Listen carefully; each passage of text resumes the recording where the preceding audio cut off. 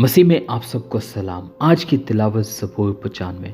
आओ हम खुदावंद के हजूर नगमा सराई करें, अपनी नजात की चट्टान के सामने खुशी से ललकारें, शुक्रगुजारी करते हुए उसके हजूर में हाजिर हों, मज़मूर गाते हुए उसके आगे खुशी से ललकारें, क्योंकि खुदावंद खुदाए अजीम है और सब इलाहों पर शाह अजीम है।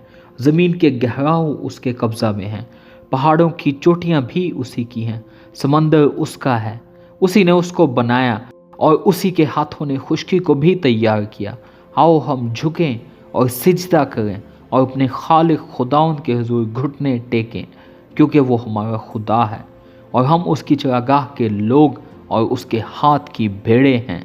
काश के आज के दिन तुम उसकी आवाज़ सुनते, तुम अपने दिल को सख्त ना करो, जैसा मरीबा में, जैसा मसा के दिन बियाबान में किया था। उस वक्त तुम्हारे बाप दादा ने मुझे आजमाया और मेरा इम्तिहान किया और मेरे काम को भी देखा।